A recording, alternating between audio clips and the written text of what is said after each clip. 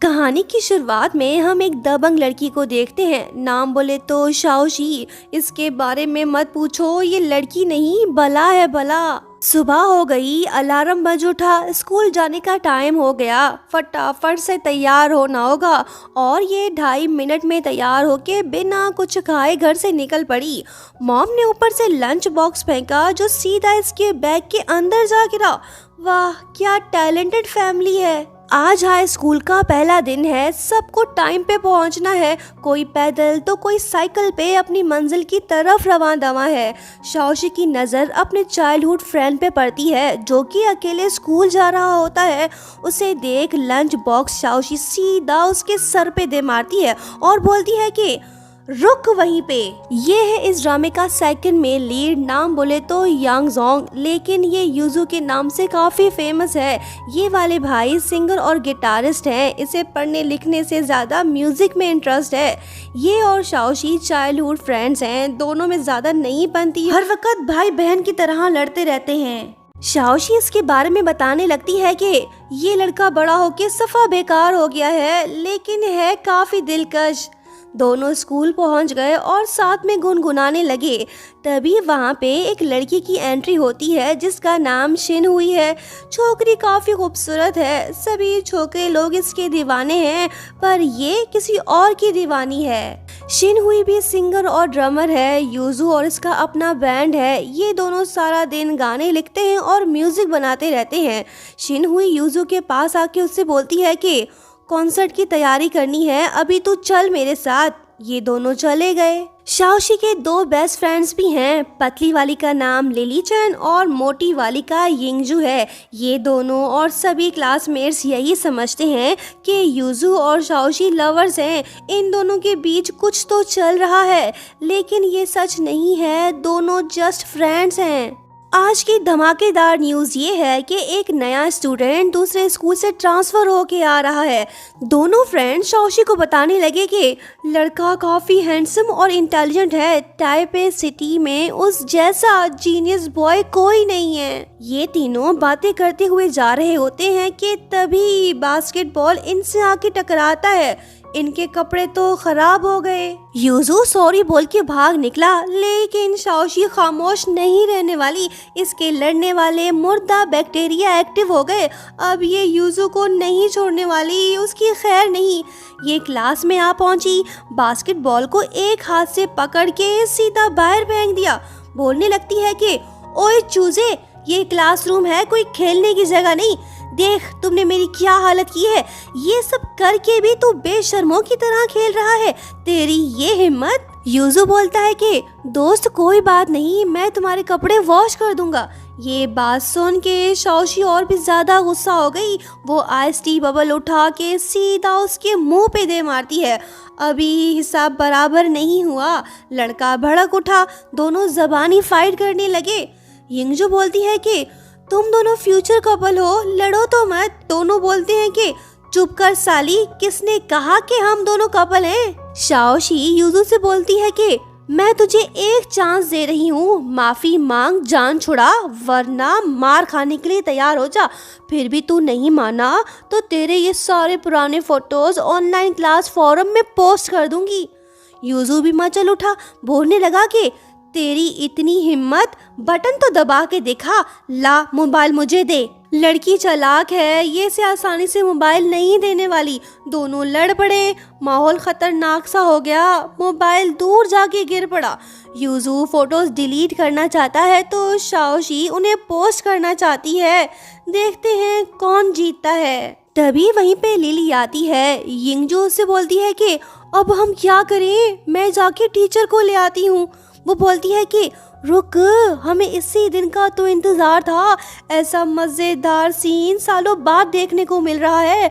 अब तू मेरा जलवा देख, लोगों को लूटने का वक्त आ गया है। यूजू और शाओशी फाइट करने में बिजी है तो ये मैडम अपनी दुकान लगाने में। आओ सब आओ, शर्त लगाओ, जो शाओशी पे बेट लगाना चाहता है वो चिकन ब्रोस्ट यहाँ रखे और जिन्हें यूजू पर यकीन है वो फ्रेंच फ्राइज यहाँ पे रखे। इनके लड़ने की खबर तो पूरे स्कूल में जंगल में आग की तरह फैल गई। सभी स्टूडेंट्स एक एक करके आने लगे और शर्त लगाने लगे। ये दोनों लड़ रहे हैं और ऑडियंस एंजॉय कर रही है। सबको इसी दिन का इंतजार था। इनकी लड़ाई देखने को सब बेताब थे। क्लास के चारों तरफ स्टूडेंट्स का रश लग गया। कुछ जोशीले स्टूडेंट्स चाहते हैं कि खून खराबा हो ताकि उन्हें मजा आए। यूजू और शाओशी ने एक दूसरे को दबोच रखा है। दोनों मोबाइल तक पहुंचने की कोशिश कर रहे हैं। दोनों ने एक दूसरे के बाल पकड़ लिए। कोई हार मानने को तैयार नहीं। ज्यादातर स्टूडेंट्स को शाओशी पे यकीन है। क्यों ना हो, लड़की बचपन से खतरनाक जो है। यूजू अब तक इससे एक भी फाइट जीत नहीं पाया। WWE रेसलिंग मैच जारी है। कमेंट्री भी शुरू हो गई। Live broadcasting from the scene. यूजू खुद को आजाद करने की कोशिश कर रहा है। बड़ा ही बेशरम है, लड़की पे हाथ उठा रहा है। क्या शाओशी हार जाएगी? दोनों मोबाइल के करीब पहुंच गए। मैच इंटरेस्टिंग हो गया। शाओशी फाइट बैक करने लगी। इसने यूजू को पकड़ लिया। वो इसे मारने लगी। दोनों सांप की तरह आपस में जुड़े हुए हैं। ये इस बात की निशानी है कि दोनों की मोहब्बत इसी तरह जिंदगी भर जुड़ी रहेगी। इंटरेस्टिंग कमेंट्री जारी है। शाओशी के फ्रेंड्स परेशान हो गए। अगर इन दोनों ने कुछ ना किया तो दोनों में से किसी एक की जान जा सकती है। अब इन्हें कुछ करना होगा। दिमाग की बत्ती जल गई। लिली चैन यिंगजू से बोलती है कि प्लान बी शुरू करो। फिर ये चिल्ला के बोलने लगी कि टीचर आ रहे हैं, सबके सब दफा हो जाओ। ये अनाउंसमेंट सुनते ही सभी स्टूडेंट्स भाग निकले। लिली चैन ने खूब माल जमा कर लिया। वो सब कुछ लेके पतली गली से फरार हो गई। दोनों चाइल्डहुड फ्रेंड्स की फाइटिंग जारी है। एक स्टूडेंट बॉक्स उठा के पंखे की तरफ फेंकता है जो शाओशी के ऊपर गिरने वाला होता है। ये देख यूजू उसे प्रोटेक्ट करने लगता है। तभी वहीं पे ट्रांसफर स्टूडेंट की एंट्री होती है। वो बॉक्स को किक मार के बाहर फेंकता है। शाओशी तो फ्रीज हो गई। लड़के को देख इसके तो होश ही उड़ गए। लंबू, हैंडसम, इंटेलिजेंट, कूल माइंडेड। शाओशी को इसमें ये सारी खूबियां दिखने लगी। ये है इस ड्रामे का फर्स्ट मेल लीड जिसका नाम चैंगयू है। टीचर जी क्लास के बाहर बेहोश पड़े हैं क्योंकि बॉक्स इसके सर पे जो लगा था। तीनों को पनिशमेंट मिलती है। क्लास के बाहर खड़े होना होगा। शाओशी की नज़र खूबसूरत छोकरे पे टिकी हुई है। वो उससे बोलती है कि बचाने के लिए थैंक्स। इसकी इस बात पर यूजू को मिर्ची लगी। वो जेलस फील करने लगा और बोलने लगा कि ओए लौंडे, तूने पहले ही दिन टीचर को पटका दिया। तू तो बड़ा बदतमीज निकला। ये बात शाओशी को बुरी लगी। वो यूजू से बोलती है कि तू चुप कर। दबंग क्रेजी और जज्बाती छोकरी को कूल हैंडसम छोकरा पसंद आ गया। लव ट्रायंगल की शुरुआत होने को है। आगे देखो, बहुत मज़ा आने वाला है। रात को जब यूजू शाओशी के घर डिनर करने आता है तो डैड बोलने लगते हैं कि बेटी, तुम और यूजू कब शादी कर रहे हो? इनकी ये बात सुन के शाओशी का तो खाना ही हजम हो गया। यूजू मुस्कुरा रहा है और लड़की भाग निकली। नेक्स्ट सीन में दिखाया जाता है कि हैंडसम बॉय चैंगयू की मॉम अब्रॉड में रहती है और ये ताइवान में अपने ग्रैंडपा और दादी के साथ रहता है। अब ये अब्रॉड से यहाँ वापस क्यों लौटा, इसके पीछे भी एक इंटरेस्टिंग कहानी है जो कि हमें आगे पता चलेगी। नेक्स्ट मॉर्निंग हम देखते हैं कि सभी स्टूडेंट्स आर्चरी की प्रैक्टिस कर रहे हैं। शाओशी ने अपना टारगेट सेट कर लिया। ये हैंडसम बॉय को अपना बॉयफ्रेंड बनाना चाहती है। यूजू के आर्चरी स्किल्स तो काफी जबरदस्त हैं। पूरे स्कूल में इस जैसा कोई नहीं। वो चैंगयू से बोलता है कि बच्चे देखते जा और सीखते जा। चैंगयू ने निशाना साध लिया। इसका तीर तो परफेक्ट निशाने पे लगा। सबके सब हुए हैरान।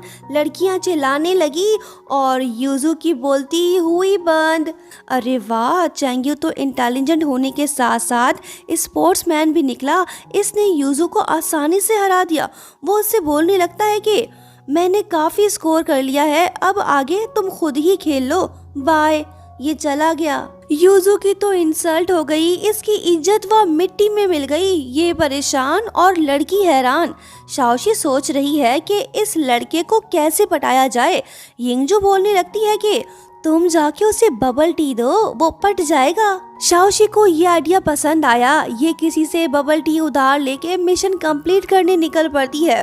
पूरे स्कूल में नए छोकरे की धूम मची हुई है और लड़कियां इसके पीछे पड़ी हुई हैं। शाओशी चैंग्यू के करीब पहुंच गई, तभी दो लड़कियां चैंग्यू के पास आके उसे स्वीट बॉक्स देती हैं। यहाँ हमें ये बात पता चलती है कि चैंग्यू को तो मीठा खाना पसंद ही नहीं। ये बात सुन के शाओशी पीछे हट गई। अच्छा हुआ इसे पता चल गया, वरना ये भी दूसरों की तरह मायूस होके वापस लौटती। लिली पूछती है कि ओ लड़की, अब तू क्या करेगी, उसका दिल कैसे जीतेगी। वो बोलती है कि ऐसे पुराने टेक्निक्स उस पे काम नहीं करेंगे, कुछ नया करना होगा। नेक्स्ट मॉर्निंग शाओशी अपने एक क्लासमेट से सीट एक्सचेंज कर लेती है ताकि वो चैंग्यू के करीब बैठ सके। फिर क्लास के दौरान वो चैंग्यू से बोलती है कि सुन लड़के, आज से मैं तेरे अगाड़ी बैठूंगी और तू मेरे पिछाड़ी बैठना, कहीं मत जाना। कोई भी हेल्प चाहिए हो तो बता देना। टीचर ने इसे खामोश करा दिया, पर कोई बात नहीं, मोबाइल उठा, सेल्फी बना, वो यही करने लगी। अरे अरे, ये क्या, चैंग्यू ने अपना सर झुका लिया। शाओशी इसकी सेल्फी नहीं ले पाई। तभी टीचर बोलते हैं कि नए लड़के यहाँ आओ और क्वेश्चन को सॉल्व करो। ये बात सुन शाओशी उसे बोलने लगती है कि तुम्हें टीचर बुला रहे हैं। अरे वाह, चैंगी ने तो बैठे बैठे ही क्वेश्चन को जबानी सॉल्व कर दिया। सभी क्लासमेट्स हैरान होके क्लैपिंग करने लगे। शाओशी भी इम्प्रेस हो गई। वो यूजू से बोलने लगी कि देख ये कितना कूल है, इससे कुछ सीख। फिर नेक्स्ट मॉर्निंग होता ये है कि शाओशी अपने घर से बड़ा वाला लंच बॉक्स स्कूल ले आती है ताकि वो चैंग्यू के साथ शेयर कर सके। लेकिन लड़का तो ठहरा डाइट कॉन्शियस, इसे तो बस सैंडविच खाना है। ये देख शाओशी उसे सैंडविच छीन के खुद खाने लगती है ताकि वो इसका खाना खाए। इसने तो उल्टी कर दी, बोलने लगी कि क्या खाते रहते हो, मेरा वाला खाना ट्राई करो।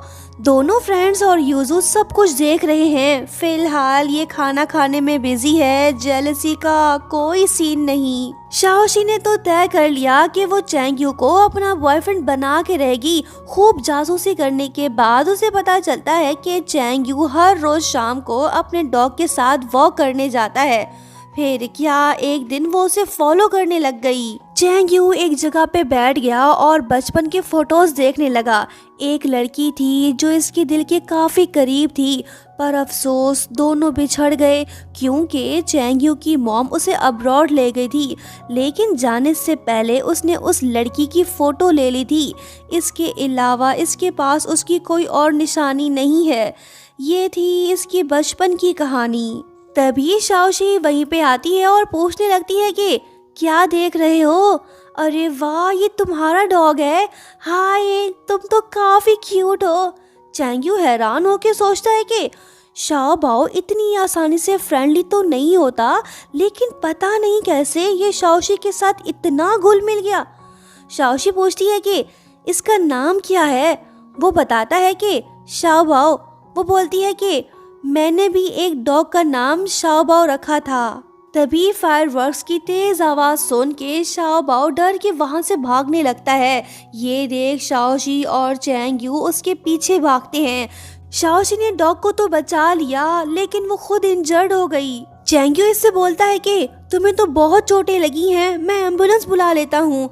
तभी चैंग्यू की नजर शाओशी के माथे पे पड़ती है जिस पे चोट का निशान होता है। ये देख वो फ्रीज हो जाता है।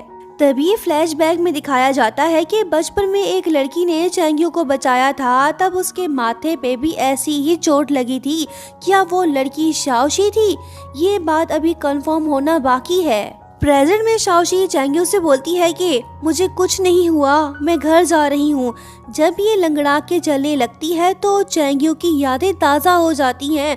बचपन वाली लड़की भी बिल्कुल इस जैसी थी। उसके चलने और बात करने का स्टाइल शाओशी से काफ़ी मैच कर रहा है। फाइनली चैंग्यू को कंफर्म हो गया है कि बचपन वाली लड़की शाओशी ही है जिसे ये तलाश कर रहा था। वो लड़की इसके सामने खड़ी है। किस्मत ने इन दोनों को फिर से मिला दिया। चैंग्यू फौरन से शाओशी के पास जाके उसे अपने कंधे पे उठा लेता है। वो बोलती है कि अरे मैं ठीक हूँ, चल सकती हूँ। अब चैंग्यू इसे इस हाल में थोड़ी ही छोड़ेगा। यही तो है वो जिसकी वजह से ये अब्रॉड से वापस आया है। शाओशी के तो सारे दर्द ही मिट गए। ये जिसे पसंद करती है वो लड़का खुद इसे पिगी बैग राइड दे रहा है। इससे ज्यादा रोमांटिक बात और क्या होगी। वो सोचने लगी कि क्या ये मुझे लाइक करने लगा है या फिर चोट लगने की वजह से मुझ पे तरस खा रहा है। चैंग्यू उससे पूछने लगता है कि तुम्हारे फोरहेड पे जो ये चोट का निशान है किस वजह से है। वो बताने लगती है कि बचपन में मेरी ज़रूर किसी से फाइट हुई होगी, शायद उसी वजह से मुझे ये चोट लगी होगी। दरअसल चैंग्यू इसे याद दिलाने की कोशिश कर रहा है कि बचपन में इसने जिस लड़के को बचाया था वो कोई और नहीं बल्कि ये था। लेकिन शाओशी को तो कुछ भी याद नहीं। वो बोलने लगती है कि तब मैं बहुत छोटी थी, मॉम डैड ने मुझे बताया कि इन्फेक्शन की वजह से ऐसा हुआ है, बस इससे ज़्यादा मुझे कुछ और याद नहीं। इसकी बातें सुन के चैंग्यू तो सैड हो गया। जिस लड़की को ये बचपन से प्यार करता आया है और जिसने इसकी जान बचाई थी उसे तो कुछ याद ही नहीं। फ्लैशबैक में दिखाया जाता है कि बचपन में जब कुछ शरारती बच्चे चैंग्यू को बुली कर रहे थे तब शाओशी वहीं पे आई थी और चैंग्यू को प्रोटेक्ट करते हुए उनसे फाइट करने लगी। किसी एक बच्चे ने उसके सर पे पत्थर दे मारा पर शाओशी को कोई फर्क नहीं पड़ा क्योंकि वो काफी स्ट्रॉन्ग गर्ल जो थी। उसके चेहरे पे खून देख के सभी बच्चे डर के वहां से भाग गए थे। फिर जब वो लंगड़ा के चलने लगी तो चैंग्यू उसके पीछे गया। तब शाओशी ने उसे अपने डॉग से मिलवाया था जिसका नाम उसने शाओबाओ रखा था। उसके कुछ टाइम बाद दोनों बिछड़ गए थे।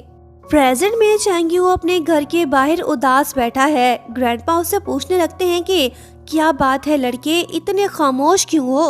वो बताने लगता है कि ग्रैंडपा, अगर कोई दोस्त मुझे भूल गया है तो क्या अब भी हम फ्रेंड्स हैं।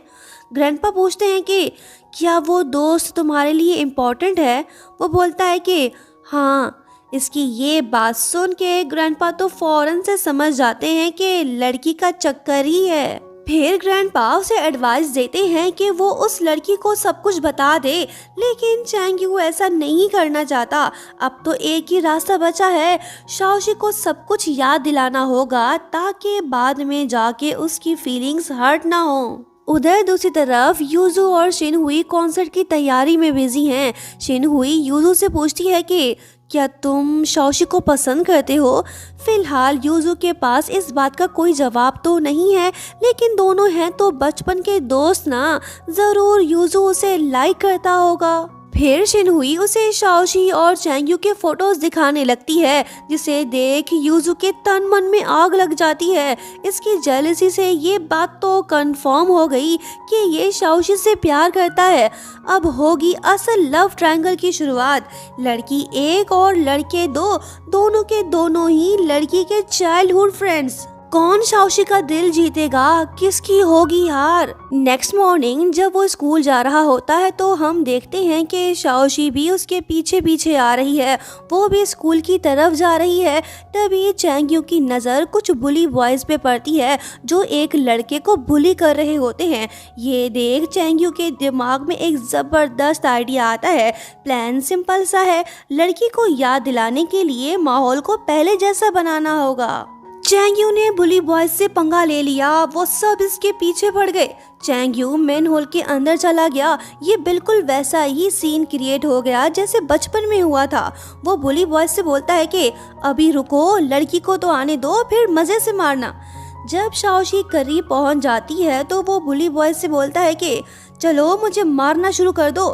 फिर क्या वो सब के सब इस पर टूट पड़ते हैं। यिंगजू शाओशी से बोलती है कि वो देखो, बुली बॉयज किसी लड़के को मार रहे हैं, चलो उसकी हेल्प करते हैं। शाओशी बोलती है कि छोड़ यार, मैं पहले से ही जख्मी हूँ, चलो दूसरे रास्ते से स्कूल चलते हैं। चैंग्यू का प्लान तो बुरी तरह से फ्लॉप हुआ। अब इसे अकेले ही इन सब से निपटना होगा। फिर क्या, ये सबको मारने लगता है। इनमें से एक यूजू का फ्रेंड भी है जो फौरन से उसे कॉल करके सब कुछ बता देता है। यूजू तो ठहरा यारों का यार, वो 2 मिनट के अंदर वहाँ पे आ पहुँचता है। अब होगी असल फाइटिंग शुरू। दोनों बॉयज एक दूसरे को खूनी नज़रों से देखने लगे। यूजू बोलता है कि ओए पढ़ाकू, तेरी प्रॉब्लम क्या है? रुक, अभी तुझे मजा चखाता हूँ। दोनों के दोनों लड़ पड़े, कोई एक भी पीछे हटने को तैयार नहीं। आखिरकार एक दूसरे को खूब मारने के बाद दोनों थक हार के लेट जाते हैं। यूजू बोलता है कि क्या तुम्हें वाकई में ये लगता है कि शाओशी तुम्हें पसंद करेगी? तू तो अभी आया है, मैं तो बचपन से उसके साथ हूँ, ऐसा कभी नहीं होगा। तुम्हें उसके बारे में कुछ भी नहीं पता, बेहतर होगा कि तुम उसका पीछा छोड़ दो। क्या चैंग यू इसकी एडवाइस को सीरियस लेगा भी या नहीं, ये तो हम आगे ही देखेंगे। यूजू स्कूल पहुंच गया। इसकी हालत देख के शाओशी समझ जाती है कि जरूर इसकी किसी से फाइट हुई होगी। यूजू को अपने से ज्यादा शाओशी की फिक्र है। उसे लंगड़ाते हुए चलते देख वो उससे बोलता है कि चलो आओ, मैं तुम्हें क्लासरूम तक ले चलता हूँ। दरअसल यूजू इसे चैंग यू की तरह अपने शोल्डर पर बिठाना चाहता है, लेकिन शाओशी बोलती है कि नहीं स्टूपिड, अगर किसी ने हमें देख लिया तो वो लोग गलत समझेंगे। मैं ठीक हूँ, चल लूंगी। इसकी इस बात पर यूजू बेचारे का दिल तो टूट सा गया। शाओशी ने चैंग यू से पिगी बैग राइड तो ली, पर इससे नहीं। ये बात इसके लिए हार्ट ब्रेकिंग है। वो बोलने लगता है कि अगर चैंग यू तुम्हें पिगी बैग राइड दे सकता है तो मैं क्यों नहीं। शाओशी जवाब देती है कि वो मुझे हॉस्पिटल ले गया था, तब सिचुएशन कुछ और थी। वैसे तू इतनी ऊंची आवाज में क्यों बात कर रहा है, अजीब इंसान। ये बात बोल के शाओशी चली गई। आज चैंग यू स्कूल से एब्सेंट है। शाओशी को उसकी फिक्र होने लगी। वो स्कूल के बाद उसके घर जा पहुंची। चैंग यू का जख्मी चेहरा देख शाओशी समझ गई कि जरूर दोनों बॉयज आपस में लड़े होंगे। उसके बाद हमें ये बात पता चलती है कि चैंग यू के डॉग को काफ़ी टाइम से हेल्थ इश्यूज हैं। इसी वजह से वो हर वक्त अपने डॉग की केयर करता है ताकि वो ज़्यादा बीमार ना पड़े। ये सारी बातें वो शाओशी को भी बताता है। यूजू कॉन्सर्ट की तैयारी में बिजी हो गया है, तो वहीं शाओशी और चैंग यू की फ्रेंडशिप धीरे धीरे से प्यार में बदलती जा रही है। अब तो दोनों साथ में ही लंच करने लगे हैं, लेकिन शाओशी को चैंग यू का फीका खाना कुछ ज़्यादा पसंद नहीं है। वो खा के उल्टी कर देती है। शाओशी को लगने लगा है कि हम दोनों और ज्यादा करीब होते जा रहे हैं। चैंग यू को भी ऐसा ही लग रहा है। ये भी बड़ा खुश दिखाई दे रहा है। इसके दिल में जो फीलिंग्स हैं वो कभी भी जुबान पे आ सकती हैं। यूजू ये दर्दनाक नज़ारा खुद अपनी आंखों से देख रहा है। यिंगजू उससे बोलती है कि कोई बात नहीं, अपना दिल छोटा मत करो, सारा मामला दिल का ही तो है। दिल है कि मानता नहीं, इसका भी दिल नहीं मान रहा। अब ये बर्दाश्त नहीं कर पा रहा, इसे कुछ करना होगा, नहीं तो शाओशी किसी और की हो जाएगी। चैंग यू तो शाओशी को ट्यूशन भी देने लगा है। ससुरे की मैथ अच्छी, बच्ची इसी बहाने इसके साथ समय बिता रही है। यूजू भी आ पहुंचा। इसे शाओशी से जरूरी बात करनी है। एक छोटी सी प्रॉब्लम हो गई। दरअसल जो लड़की कॉन्सर्ट को होस्ट करने वाली थी उसका ब्रेकअप हो गया। रो रो के उसका हाल बेहाल हो गया। यूजू को लगता है कि अब ये लड़की होस्टिंग नहीं कर पाएगी। इसी वजह से वो शाओशी से बोलता है कि तुम मेरी हेल्प करो। शाओशी पहले तो इसे मना कर देती है, लेकिन यूजू की वजह से वो मान जाती है। फिर वो चैंग यू को मैसेज करके बोलती है कि तुम कल रात होने वाले म्यूजिक क्लब कॉन्सर्ट में ज़रूर आना। चैंग यू इससे प्रॉमिस तो नहीं करता, लेकिन वो आने की कोशिश ज़रूर करेगा। नेक्स्ट सीन में हम देखते हैं कि कॉन्सर्ट शुरू होने में कुछ टाइम रह गया है। शिन हुई यूजू से पूछती है कि शाओशी ने कहा है कि तुम दोनों फ्यूचर कपल नहीं हो, तुम्हारा इस बारे में क्या ख्याल है? तुमने तो उसके लिए बहुत से गाने लिखे हैं, बताओ, जवाब दो। फाइनली यूजू इसे बता ही देता है कि वो शाओशी से बहुत प्यार करता है, वो भी बचपन से। इसकी ये बात सुन के शिनहुई के पैरों तले ज़मीन खिसक जाती है, क्योंकि ये भी यूजू को लाइक जो करती है। शाओशी होस्टिंग करने में बिजी है, परफॉर्म करने का समय हो गया है, लेकिन एक प्रॉब्लम है, शिनहुई ड्रम नहीं बजा पा रही, उसकी आंखें नम हैं। वो यूजू से कहती है कि मैं ये नहीं कर पाऊंगी। ये उठ के वहाँ से चली गई। ऐसा तो होना ही था, दिल टूटने के बाद कौन परफॉर्म कर पाता है। अब यूजू तो मुश्किल में फंस गया है। ऑडियंस भी काफ़ी शोर मचाने लगी। अगर ये सब बिना परफॉर्मेंस देखे लौट गए तो फिर कभी इन्हें कोई सुनने को नहीं आएगा। शाओशी ये सब कुछ देख रही है, अब तो इससे ही आगे आना होगा। फिर होता ये है कि शाओशी माइक उठा के गुनगुनाने लगी। अरे वाह, इसकी आवाज़ में तो जादू है। ऑडियंस को इसकी वॉइस अच्छी लगी। यूजू भी इसके साथ गाने लगा। चैंग्यू भी आ पहुंचा। अब इसका दिल टूटने वाला है। जब ये उन दोनों को साथ में लव सॉन्ग गाते हुए देखता है तो दुखी होके वापस लौट जाता है। शाओशी और यूजू ने ऑडियंस का दिल जीत लिया। सबको इनकी परफॉर्मेंस शानदार लगी। यूजू के लिए ये पल यादगार बन गया। ऐसा पहली बार हुआ है कि शाओशी ने इसके साथ गाना गाया है। इस दिन को वो कभी नहीं भुला पाएगा। कॉन्सर्ट खत्म होने के बाद दोनों साथ में घर वापस जा रहे हैं। शाओशी जानना चाहती है कि आखिर शिन हुई ने परफॉर्म क्यों नहीं किया।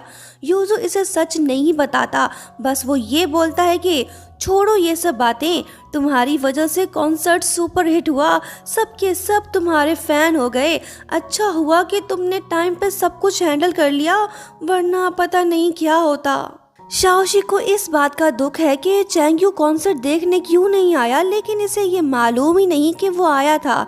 वो इस बारे में यूजू को बताने लगती है, लेकिन वो चैंग्यू के बारे में कुछ सुनना ही नहीं चाहता। वो साइकिल को तेजी से भगाने लगता है ताकि जल्दी से घर पहुंच सके। नेक्स्ट मॉर्निंग जब चैंग्यू स्कूल आता है तो शाओशी उससे पूछती है कि तुम कल रात क्यों नहीं आए, मैंने तुम्हारा काफी वेट किया। वो बोलता है कि मेरे साथ चलो।